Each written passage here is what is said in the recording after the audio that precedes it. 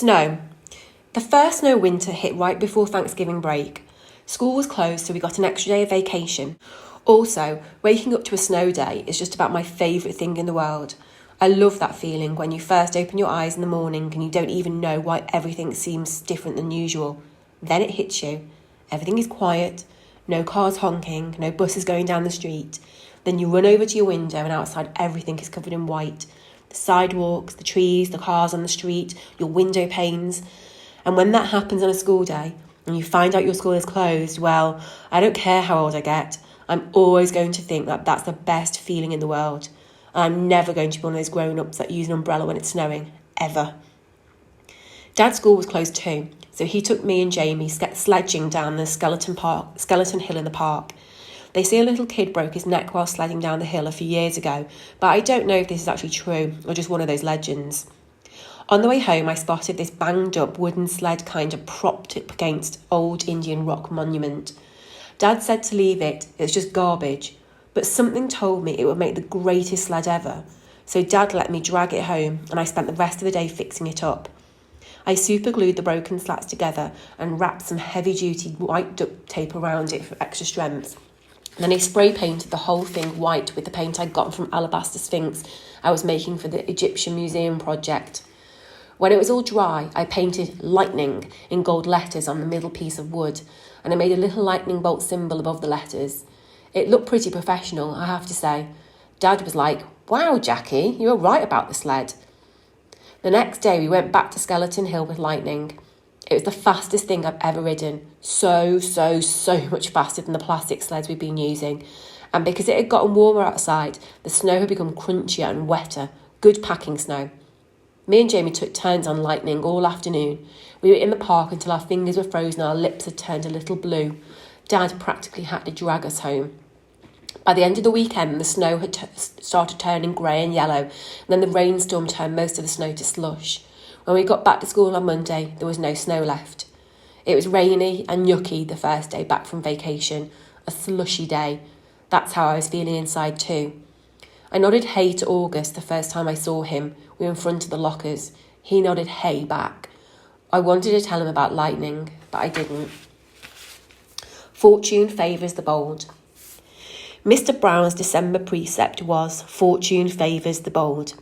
We were all supposed to write a paragraph about some time in our lives when we did something very brave and how, because of it, something good happened to us. I thought about this a lot, to be truthful. I have to say that I think the bravest thing I ever did was become friends with August. But I couldn't write about that, of course. I was afraid we'd have to read these aloud, so Mr. Brown put them up on the bulletin board like he always does. So instead, I wrote this lame thing about how I used to be afraid of the ocean when I was little. It was dumb, but I couldn't think of anything else. I wonder what August wrote about. He probably had a lot of things to choose from. Private school. My parents are not rich. I say this because people sometimes think that everyone who goes to private school is rich, but that isn't true. Dad's a teacher and Mum's a social worker, which means that they don't have those kind of jobs where people make gazillions of dollars. We used to have a car, but we sold it when Jamie started kindergarten at Beecher Prep. We don't live in a big townhouse or in one of those dormant buildings along the park. We live on the top floor of a 5-storey walk-up we rent from an old lady called Donna Petra, all the way on the other side of Broadway. That's code for the section of North River Heights where people don't want to park their cars. Me and Jamie share a room. I overhear my parents talk about things like, can we do without an air conditioner one more year? Or maybe I could work 2 jobs this summer. So today at recess, I was hanging out with Julian and Henry and Miles.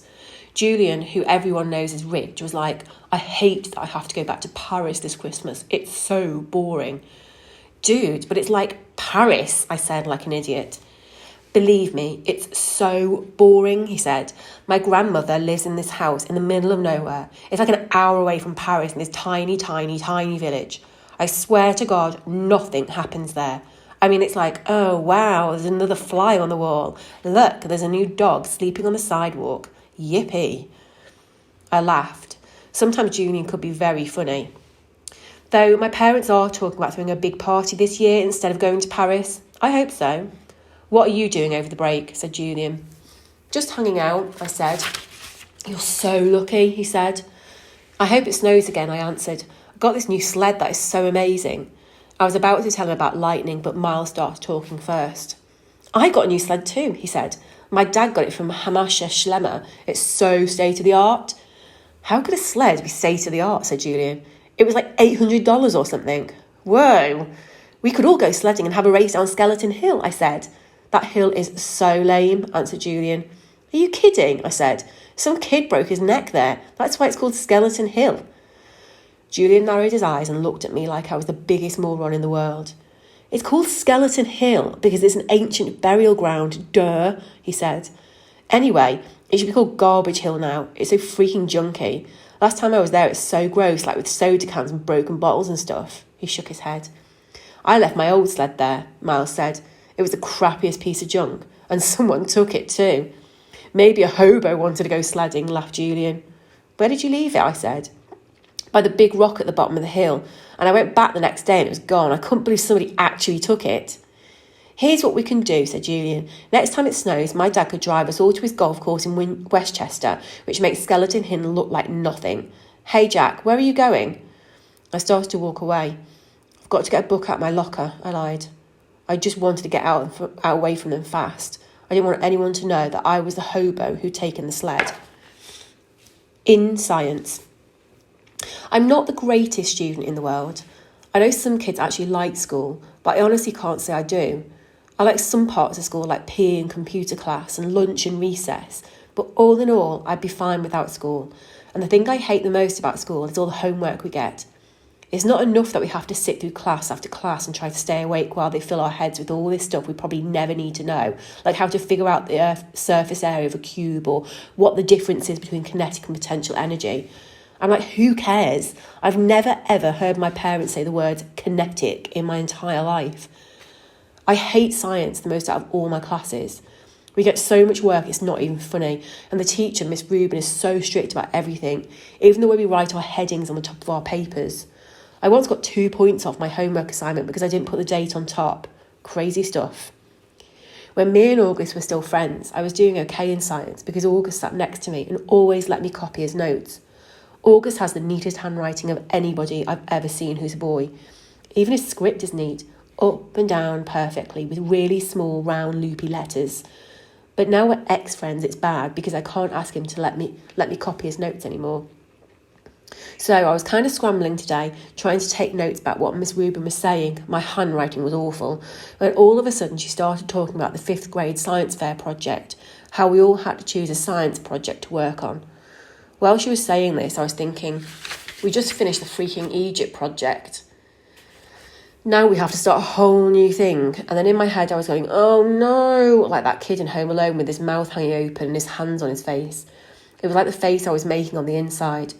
And then I thought of those pictures of melting ghost face I've seen somewhere where their mouths are open wide and they're screaming. And then all of a sudden this picture flew into my head, this memory, and I knew what summer meant by bleeding screen. It's so weird how it all just came to me in this flash. Someone in homeroom had dressed up in a bleeding scream costume on Halloween. I remember seeing him a few desks away from me, and then I remember not seeing him again. Oh man, it was August. All of this hit me in science class while the teacher was talking. Oh man. I've been talking to Julian about August. Oh man. Now I understood. I was so mean. I didn't even know why. I'm not even sure what I said, but it was bad. It was only a minute or two. It's just that I knew Julian and everyone thought I was so weird for hanging out with August all the time and I felt stupid. And I don't know why I said that stuff. I was just going along. I was stupid. I am stupid. Oh God. He was supposed to come as Boba Fett. I would never have said that stuff in front of Boba Fett. But that was him, that bleeding scream, sitting at the desk looking over at us. The long white mask with the fake squirting blood, the mouth open wide, like the ghoul was crying. That was him. I felt like I was going to puke.